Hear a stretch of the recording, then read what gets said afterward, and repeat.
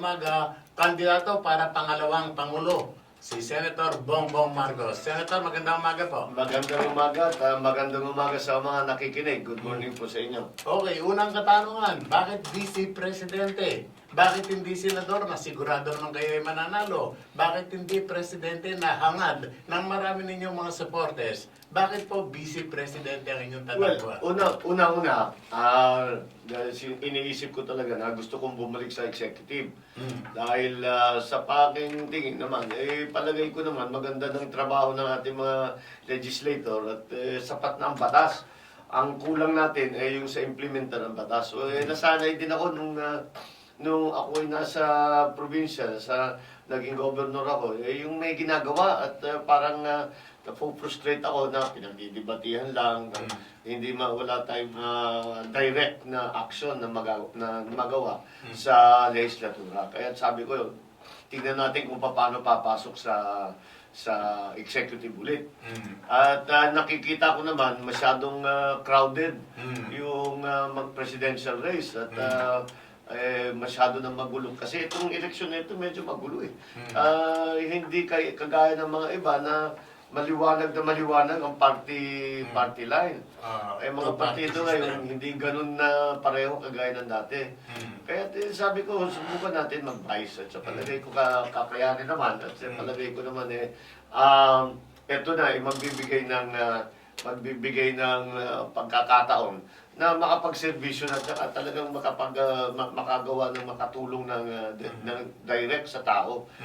Yan ang importante sa akin. Kasi marahil napapansin din ninyo, sa lahat ng kandidato pagka Vice Presidente, kayo lang ang hindi re-election, hindi kuwan sa Senado. Hindi na kayo miyembro ng Senado kapag hindi kayo nagkapalad na manalo. Ayun na, totoo yan. Talaga naman, pero ganun ang iniisip ko kasi yun na nga, sabi ko, madali siguro kung magpare-elect ako, mas madaling makapasok ulit bilang senador. Pero sa akin pananaw, dapat talaga kung ano yung kakayahan, kung ano yung marami kang magagawa, marami kang matutulungan. Yun ang palagay ko importante. Bukod pa dun, ang sistema natin dito sa Pilipinas, hindi naman kagaya ng Vice Presidente ng halimbawa sa Amerika na sabay lang sa Presidente. Pag binoto mo yung Presidente, sabay na yung Vice President. Dito sa atin, hiwalay. Kaya yung position ng Vice President ay talagang may sariling mandato na nanggaling sa tao. At madalas hindi nagkakasundo. Yan ang dapat natin baguhin. At pagka tinatanong ako kung sakaling ikaw yung mahalala, anong una mong gagawin? Sabi ko, una kong gagawin, pupunta ako yung presidente. At sasabihin ko, nandito na ako at ready na akong tumulong. Kailangan maging partner kayo. Hindi pwedeng nag-aaway-aaway kayo pagka gano'n walang mangyayari sa trabaho. Senator Bongbong, hindi naman natin maiyali sa ilan nating mga kababayan, kahit pa paano, wala po bang nagbulong sa inyo na ito ang shortcut to Malacanang? Hindi. Ang shortcut to Malacanang, tumakbo ka na ng bilo. Pero hindi naman ganun ang aking pag-isip. Sa palagay ko, ang tatakbuhan ko para makatulong. Ang iniisip naman natin ay makatulong, makaserbisyo. Yun naman talaga. Kaya naman ako'y nasa politika. Marami naman akong pagkakataon na mag-private sector, basta may private life, basta iba ang gagawin. Pero talagang yan ang nakasanayan na namin na kami nandito para tumulong, para magserbisyo. Hindi po ba kayo naiirita doon sa mga katanungan paulit-ulit? Yung performance, kung paano nung panahon ng panunungkulan ng inyong butihing ama? Hindi naman. Siyempre kasama. Siguro kahit saan may tanong na gano'n Kuminsan meron, kuminsan wala. Pero okay lang naman dahil sanay naman tayo na pag magpapresenta ka bilang kandidato, hindi naman kataka-taka na magtatanong ng tao. Siyempre meron din paulit-ulit, pero sasagutin lang, wala namang problema. Ganyan naman ang proseso ng pagkakampanya. Pag umiikot ka, siyempre mga media, lalo na yung mga local, may sariling tanong. So, it's part of the process. Okay lang naman yun, hindi naman siguro problema. Dito sa huling survey ng DCRH, yung second wave, Mukhang kayo na ang nanguna doon. Medyo nakaungus na kayo ng konti. Oo nga, maganda naman ang nagiging resulta at ako na siyempre nakakatuwa na makita na gumaganda ang mga survey. Pero dahil sa aking pananaw, dahil tanggap naman yung ating mensahe at lagi kong napapag-usapan na yung pagkakaisa at sinasabi ko kahit na marami tayong solusyon sa mga problemang hinaharap natin, kung hindi tayo magkaisa, hindi natin magagawa yung mga kailangan gawin para maging mas maayos ang buhay ng mamamayang Pilipino. Pero sa naturang survey, hindi pa nakikita yung solid north. O hindi pa ninyo naiikot talaga yung naturang mga lalawigan, maliban doon sa Region 1, ano? Talagang nakita doon. Pero dati natin supporta ng yumao ninyong ama dito po sa solid north. Kitang-kita yung Region 2, tsaka hanggang Region 3 actually, ano? Nandun talaga. Ano ito, hindi pa ba ninyo naiikot lahat? Hindi pa lahat dahil nag-start pa lang, magdadalawang linggo pa lang. Sinimulan ko sa Region 1. Tapos pero nag-ikot din ako dito sa Metro Manila, dito sa Region 4. Babalikan natin, may plano kami. In fact, mayang konti, babalik ako sa Pangasinan. At saka next week, nandun kami sa Region 2 naman, Cagayan, Isabela. At para talagang makapunta doon, makapag-organize na mabuti. Siguro dito makikita na ng ating mga kababayan kahit pa paano yung mga programa de gobyerno na binabalak ninyo at magsentro kayo yung dating kaunlaran sa agrikultura muling maibalik.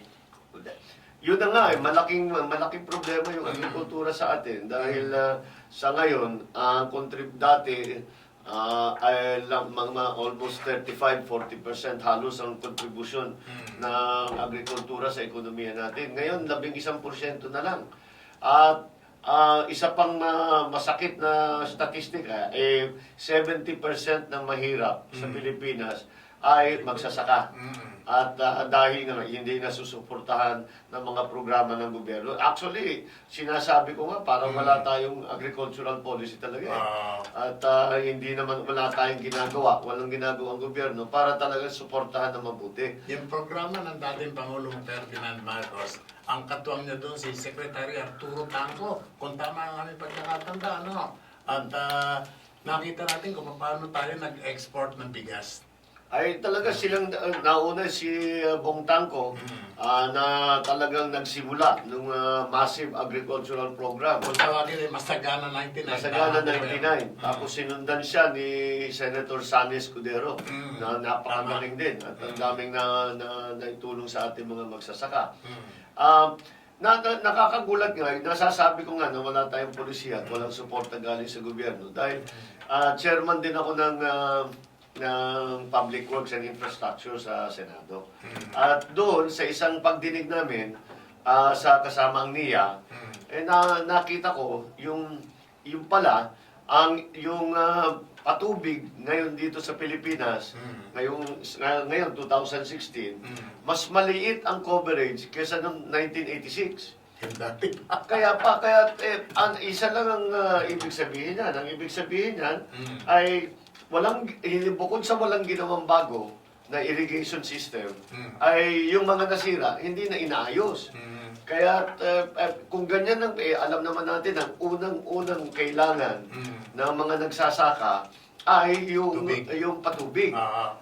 Kung hindi natin inaayos yun, paano pa yung mga ibang bagay na pagsuporta dahil para maging maganda ang agrikultura natin. At kaya hindi natin maialis. Maraming mga patubig noon, sa tanda nila, nangangailangan na rin ng dredging o kung paano para lumalim ulit. Dahil nag-iba rin na rin yung pati weather, dahil yung panahon, nagbabaha, at syempre, tapos yung mga nag-overflow. Yung mga ilog natin, nagsisilt na, syempre, yung mga malalaking kanal ng pang-irrigation, na kahit paano, kahit simento yan, pag dinaanan ng bato yan, dinaanan ng kahoy yan, nasisira. Kailangan talagang ayusin. Pero hindi lang patubig kasi kailangan maunawaan ng ating mga nagpaplano para sa agrikultura. Yung pagtanim ay isang bahagi lamang ng agrikultura. Ay, hindi na natin kailangan turuan yung ating mga farmer. Alam nilang gawin yan eh. Ang dapat gawin natin, yun na nga, palawakin natin ang ating irrigated land. Ang laki ng wala pa tayong kalahati doon sa irrigable na tinatawag na pwedeng lagyan ng patubig. So malayo pa tayo doon sa maximum na patubig. Wala yung dating mga pautang na mga production loan, wala na tayong ganun ngayon. Yung research and development para sa bagong binhi, Yun ang medyo kulang na talaga. wala na talaga. Wala na tayong mga bagong hybrid na lumalabas. At kung meron man wala yung seedling production, kung kahit na may hybrid, kakaunti naman yung binhi. Hindi naman makalat sa lahat ng mga farmer. Ito nga simple, Senator Bongbong. Yung sa pataba, wag na natin sabihin yung organic fertilizer, marami nang gumagamit ngayon. Pero ito, simple. Gano'n na pagka tumaas ang presyo ng produktong petrolyo, pati fertilizer sumasabay. Dahil urea, ang urea galing Oo. sa langis yan. Tama. It's a petroleum product yan. Ang tanong ko lang, kapag ka bumaba Yun ang ang presyo ng sasabihin produktong ko. petrolyo, up to now, Hindi bumababa. bilhin nyo, ilang buwan na yun. Dahil Bumaba sila, konting-konti lang. Bumaba ng Isang daan ang konti. bawat bag. Pero malaki na masyado ang Ano na itaas? hindi na tama yun. Tama yun. Napupunan ng lahat yan. Pag mataas ang presyo ng langis, tataas ang urea. Pero pag bumaba, hindi naman sinasabayan ng urea. Windfall profit na ito para dito sa mga distributor ng fertilizer. Kaya nga siguro ang dapat gawin ay yung merong assistance ang gobyerno na sila ang gobyerno ang bibili Tama. ng marami para maraming meron itawag Sila magdidistribute. pwede rin kasama sa pautang yun na production Pwede, loan oo. kasi ang pautang sa agri hindi naman kailangan cash eh.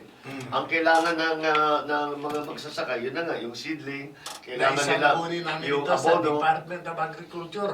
Ilang pong buwan na hanggang ngayon hindi na-actionan. Puro pangako, sige, dapat nga ako, ganun talaga. Dapat bumaba talaga. Ba't hindi ninyo ginagawa ng paraan para bumaba talaga? Marami pa yung mga price support na tinatawag. Kung maalala ng iba, yung NFA, kaya binuo yung NFA para kapag pagkagdagaan sila, syempre, mababang presyo ng NFA, yan ang dating ang NGA. NFA, bibili nila yan para yung presyo hindi masyadong bumaba. Kapag naman tag-araw, masyado mataas ang presyo, magre-release sila nung kanilang nabili para yung presyo hindi masyadong gumagalaw sa buong taon. Dahil sa iyo ang mandato nila Hindi sila itinatag para kumita. Hindi sila tinatag para mag-import. Yun lang ang problema. At yung importation, bawat taon naririnig natin na we will be self-sufficient dito sa darating na taon na ito. Pagkatapos ng ganung klaseng announcement, may susunod naman na mag-import tayo na mas malaki ngayong taon kaysa sa nakaraang taon. Nawala na sa isip nila na kapag ka tayo umangkat, kung umangkat tayo, napakalalaki ang kantidad. Ang binibigyan natin ng subsidy, yung mga magsasaka ng ibang bansa, at yung naturang pagkakataon na makapagbenta dito sa domestic market, inaalis natin sa mga kababayan nating magsasaka. Talaga. At isa pang napakasakit, pagka tinignan mo, halimbawa, binibilan natin ng palay, ng bigas yung Vietnam at saka ng Thailand. Pag nakakausap mo yung mga agriculturist nila, sasabihin natin, maganda yung agriculture ninyo, at malaking ani ninyo, malaking production ninyo. Ang sasagot sa'yo, natutunan namin lahat yan sa UP Los Baños. Sa RRRI. Sa IRI, sa UPLB, lahat yun. Sinasabi ko, alam pala natin gawin yun. Ba't di natin magawa para sa sarili natin? Yun ang problema. Yung problema ay wala talaga, kung tutusin talaga natin, wala na tayong production, wala na tayong agricultural policy. Wala na tayong programa para sa agriculture. Yung mga tagay-ibang bansa na dito nag-aaral, dito nananaliksik, doon tayo umaangkat ngayon, Senator. Doon tayo umaasa na mag-supply ngayon ng ating basic commodities. Kaya napaka-importante na talagang halimbawa, yung farm-to-market road. Ngayon, ginagawang pamumulitika yung farm-to-market road. Parang tulong na lang doon sa kalyado. Hindi naman dapat ganun. Dapat talagang pag-aralan kung saan ang pangangailangan. Tapos yung R&D nga, hindi na natin nagagawa masyado, hindi na susuportahan ang ating mga dalubhasa dyan sa mga bagay na papano ang mga bagong technique, bagong pamamaraan, bagong produkto, para mas magandang ani para sa ating mga farmer. Kung lahat ng pondo na inirelease ng gobyerno para dito sa tinatawag na farm to market roads, wala pong magsasaka na magrereklamo na hindi na nila madala sa merkado yung kanilang paninda. Yun ang problema. Kailangan talaga dahil yung Kinakailangan kung farm to market, hindi to packet. yun naman, yung mga abusong ganyan, kailangan talagang bantayan na mabuti. At saka kailangan, hindi sa pamumulitika, yung mga infrastruktura. Ang kailangan para sa infrastruktura, tanong natin kung saan talagang may pangangailangan. Kung may talagang pangangailangan, doon natin ilagay. Yung isa pang bagay na hindi natin magawa-gawa ay yung mechanization. Dahil tayo sa buong Asia, ang pinakamababang pagka-mechanize. Ibig sabihin, yung gumagamit ng malalaking traktor. Tama yung term na ginamit ninyo, mababa. Kasi meron nang gumagamit ngayon, pero hindi pa karamihan. Karamihan dahil mahirap makapag-develop dahil hindi malaman kung ihahati yung lupa, kung pamimigay yung lupa. Kailangan natin i-coordinate. Kooperatiba. I-coordinate yung kooperatiba din. Malaki ang gagampanan ng kooperatiba sa polisiya ng agrikultura. Pero maraming problema ang mga kooperatiba ngayon. Dahil ang kooperatiba ay sa batas nakalagay, ang kooperatiba pagka mas maliit ang retained earnings ng 10 million, ay dapat tax exempt. Pero tinatax pa rin ang BIR. Ang ginagawa ng BIR, magpatunayan ninyo na kayo ay tax exempt. Hindi ganun ang nakasulat sa batas. Ang nakasulat sa batas ay ang sinasabi, basta't accredited ka ng Cooperative Development, yung CDA, Cooperative Development Authority, yun na parang, yung authorization mo, dapat bigyan ka na ng CTA, yung Certificate of Tax Exemption. Baliktad ang ginagawa ng BIR. Imbis na tulungan yung mga kooperatiba, ang ginagawa nila, sinasabi nila, sige, kooperatiba kayo, humihingi kayo ng CTA, patunayan niya muna na talagang kooperatiba kayo na talagang may operation yan. Paano nila gagawin yun? Maraming dokumentong hinihingi, maraming mag-general assembly pa, hinahanapan ng bawat miyembro, ng bawat address na may pirma. Imposible naman yan. At saka wala naman sa batas yun. Kaya parang hindi talaga tumutugma yung mga ginagawa ng iba't ibang ahensya ng gobyerno, yung departamento, para tulungan nga ang agrikultura. Ang problema dyan, ang dapat talagang makita na kung hindi matibay ang sektor natin ng agrikultura, hindi rin natin kaya patibayan ng mabuti yung ating ekonomiya. Diyan ang pinagbabasihan yan eh. Kapag ka maunlad yung ating agrikultura, makikita natin na magkaroon ng pagbabago, hindi natali sa lupa yung ating mga magsasaka. Yun ang dapat natin gawin. At marami naman tayo kailangan maaring gawin eh. Alam naman natin kung ano yung pangangailangan. Hindi lang talaga nagagawa. Hindi lang talaga ginagawa. Hindi lang nagagawa. Hindi ko naman maintindihan. Ang gagaling ng mga agriculturist natin sa Department of Agriculture. Yan siguro dapat natin repasuin eh. Ang dami natin. Itong development ng mga government agencies, particularly sa agrikultura. Napakaraming mga bayan ang walang municipal agriculturist o kung meron man, kung hindi kapatid, kamag-anak o malapit na kaibigan ng mga nanunungkulang LGUs, hindi ba? Well, tama rin yun. Dalawa yan. Yung talagang kahit na hindi eligible, kahit na hindi qualified, ay nanunungkulang. Ito rin, pero kailangan din natin maunawaan ng local government. Dahil, sasabihin natin, kung maalala mo, yung devolution, dinevolve, yung pinakamalaki, agrikultura at saka health. Yun, doon talaga nahirapan yung local government. Dinevolve yung function, di dinevolve yung pondo. So, ang local government, ang gagawin lamang nila, wala naman tayong additional na item. O sige, ikaw na lang. Kung sinong nandun, sasabihin, maggagawa tayo ng bagong committee on whatever it is. Sasabihin, wala naman tayong bagong pondo. wala naman tayong eksperto dyan tungkol sa baha. Halimbawa, we will task force on climate change. Sabihin natin, lahat ng local government kailangan may task force on climate change. Wala namang eksperto ng climate change. Pangalawa, walang additional na item. So, sasabihin, yung isang department head, ikaw na lang muna. Ganoon naman lagi nangyayari sa local government. Kaya ikaw, LGU, yan ang gagawin mo, pero wala ka namang hawak na pondo para magawa. Kahit may pondo ka, wala kang eksperto. Tama. Kasi climate change, technical yan eh. Halimbawa, housing, ganun din. Marami tayong inuutos na paggawin, pinagagawa sa local government, na wala naman silang background, wala naman silang kakayahan. Kaya kailangan masuportahan pa rin ng national government. Bueno mga kaibigan, itutuloy natin ang pakikipanayam kay Senator Bongbong Marcos makalipas ng ilang paalala. Bueno mga kaibigan, medyo napahaba pala pag-usap natin, pero napakahalagang problema yun na dapat bigyan ng pansin kahit sino man ang maupo bilang Pangulo ng ating bansa, Senator. Dapat i-prioritize talaga, hindi natin basta pababayaan kahit anong sektor dapat. At lalo ng agrikultura. At yan ang hindi lamang dahil yung ating mga magsasaka ay naghihirap, ay meron ding epekto yan na dapat meron tayong sariling food supply. Dahil halimbawa, umaasa tayo sa ibang bansa para doon tayo bumibili ng ating pagkain.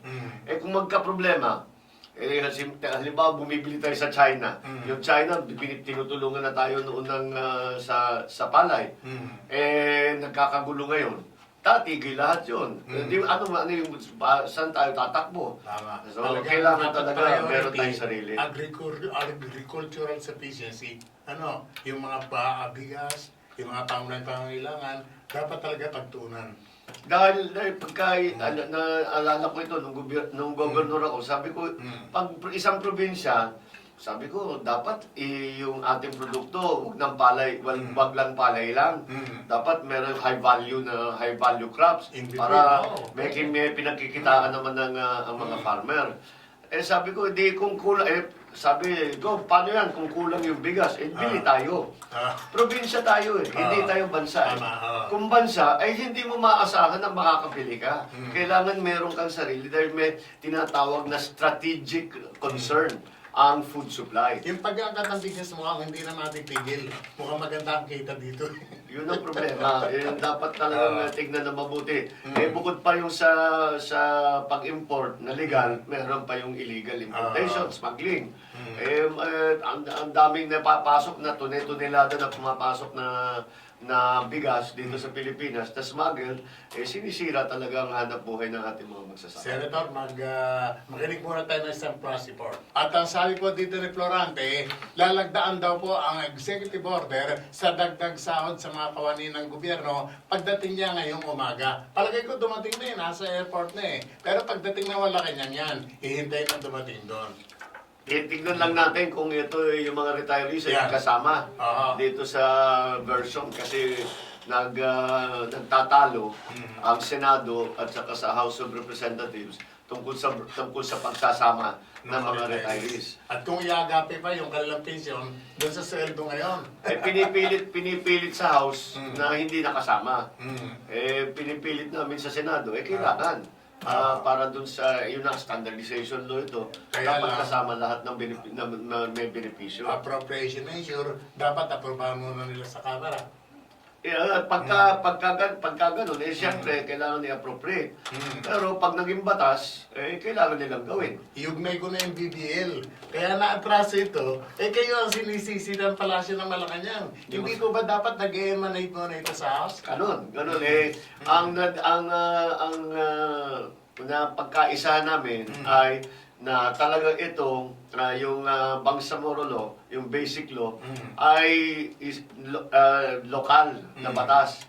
Dahil hindi yung batas na yon tungkol nga doon sa isang lugar lamang sa Pilipinas, hindi sa buong Pilipinas. Ang rules namin, kapag ganun, tinatawag na law of local application, kung tawagin, ibig sabihin, kailangan matapos muna sa House of Representatives bago papadala sa Senado, at kami naman sa Senado ay titignan namin kung ano in-approve ng House at papalitan namin, o babaguhin, o i-adapt namin, whatever. Basta't hindi kami makagalaw hanggang naipadala na sa amin ng House of Representatives yung kanilang version. Ang katanungan namin kapag napupunta pa kayo ng Mindanao, na ipaliliwanag ninyo at nalilinaw ninyo sa kanila ito. Ay, maliwanag naman maliwanag sa mga taga Mindanao dahil karamihan ng mga hearing namin tungkol dito. Marami kayo rong pagdinig na ginawa. No? Yun ang doon namin ginawa sa Mindanao para talagang lahat ng gustong magsalita. Yung mga hearing namin, hindi lang 1 oras, 2 oras, buong araw. Natatapos kami alas 3, alas 4 ng hapon. Magsimula kami ng mga 9. Okay. So, lahat kasi ang aking pag-iisip, sinasabi ko, lahat dapat na gustong magsalita, pagbigyan natin at bigyan natin ng chance na makapagsabi ng kung anong kanilang iniisip. Dahil kailangan talaga natin malaman nakita ko kagad na ang proseso na ginawa ng peace panel natin, hindi kinausap ang mga ibang stakeholders. Ang kinausap lamang MILF. Sabi ko, hindi magiging matagumpay ito kung MILF lang. Kailangan natin ng tulong ng lahat. Back tayo sa status quo siguro o sa dating nangyayari na kapag nag-umpisa yung problema, MILF, merong MNLF, nagkaroon ng breakaway faction, nagkaroon ng MILF. Ngayon naman, BIF. May BIFF naman. Di tuloy-tuloy, walang tigil. Well, ang dyan, kahit anong mangyari ngayon na nasabi na ni Speaker, nasabi na ni Senate President na talagang hindi aabot dito sa Kongreso ito. Pero ang magandang narinig ko, galing naman kay Chairman Iqbal, galing kay Chairman Murad, na kahit hindi matuloy, kailangan ipagpatuloy ang peace process. Kaya maliwanag na talagang hangad din nila na magkaroon ng kapayapaan. At napakagandang statement yon dahil sa aking pananaw ay talagang ang proseso ng kapayapaan hindi dapat mapatid, hindi dapat natin iwanan dahil ang mga problema na nararanasan ngayon ng nating mga kapatid na Muslims sa Muslim Mindanao, sa buong Mindanao, ay hindi issue lamang ng Mindanao yan. Hindi issue ng Muslim yan. Issue yan ng buong Pilipinas. Kailangan natin ayusin yan. Tayo kinakapos na ng panahon dito sa ating palatuntunan, pero hindi ko maiwasan na hindi itanong ang kahilingan ng ating mga kababayan kung sakali at manalo kayo bilang pangalawang Pangulo. At bigyan ng pagkakataong mamili kung anong departamento ng gobyerno, alin po ang pipili ninyo? Secretary of Agriculture o Secretary ng DILG? Hindi. Ang natin nakikita ko na talagang siguro marami tayong magagawa yun sa DOLE. Department of Labor and Oo, Employment. dahil ang napakalaking problema dito sa Pilipinas yung trabaho. Kailangan natin bigyan ng talagang magandang mga solusyon. At saka, You will remember, kaya tayo nagkaroon ng mga OFWs, ito po ginawa ng inyong ama, hindi bilang solusyon sa unemployment. Ginawa ito bilang contingency measure lang. Oo nga. Temporary lang. Dapat. Yun ang kanilang pag-iisip dahil nung mga 1973, biglang tumaas. Kung maalala ninyo, may oil embargo na tinatawag. Yung OPEC, tinaas nila ang presyo ng langis. Itinatag ang OPEC. Bureau of Employment Services dito sa atin. Tinatag yung POEA, tsaka yung OWA na yan. Kasi ang nangyari, nung tumaas ng gusto nung biglang tumaas yung presyo, nagkapera naman yung mga Middle East na countries na may langis. Kaya development, sumobra. Gumagastos sila ng bilyon-bilyon bigla. Sabi namin, sabi dito sa Pilipinas, sayang naman yan. Dapat may pakinabang naman para sa atin. Kaya lang, may pakinabang na, may mga problema naman dulot. May mga problema kasama. Lagi namang may problema yan, pero sinusuportahan natin. At saka kung yung mga pinapadala natin noon, mga engineer, mga... Hindi DH, yung mga talagang mga professional. Dahil sa construction ng ating ginagawa. Ngunit ito parang naging na ito, parang hindi na matanggal-tanggal. Pero ang problema, naging permanente. Pero yung problema na nakikita ko, hindi na natin nasusuportahan ang ating mga OFWs. Hindi lamang sa kapag sila ay nangangailangan ng tulong, may kaso, may nagkasakit, may namatay. Kung magkamisan, mababalitaan natin pagka bibitahin na. At yun na nga, yung may kaso Lalo-lalo nakakulong, papasok ang ganun na. gobyerno, nahatulan na ng death sentence. Wala tayong, hindi dapat ganun. Dapat mas maganda suporta natin. Bukod pa ron, hindi lamang yun. Kailangan talaga yan, pero hindi lamang yun. Kung maalala ninyo, nung nakaraan, meron tayong retraining program. Yung mga OFW na nagtrabaho ng matagal kahit saan, pag uwi nila, nagre-retraining program para may hanap buhay naman sila pag uwi nila. Ngayon, nakikita natin dahil sa pagbaba nga ng presyo ng langis, maraming nawawalan ng trabaho at daan-daan libo ang mga nawawalan ng trabaho sa Middle East ngayon. Pag uwi nila, dapat meron tayong nakahanda na retraining program para naman meron silang papasukan. Pero kaya naman livelihood funds na para ilaan para dito sa natural. Pero bago natin magagawa yun, kahit mag-retraining program, kung walang trabaho, wala pa rin. Kahit na naka-retrain na sila, wala pang hanap buhay. Kaya kailangan yung ekonomiya, palawakin natin, palakihin natin para dumami ang trabaho at yung mga training na gagawin natin ay bagay doon sa pangangailangan, lalo na sa private sector, ng mga skills na kung anong kailangan ng mga negosyante.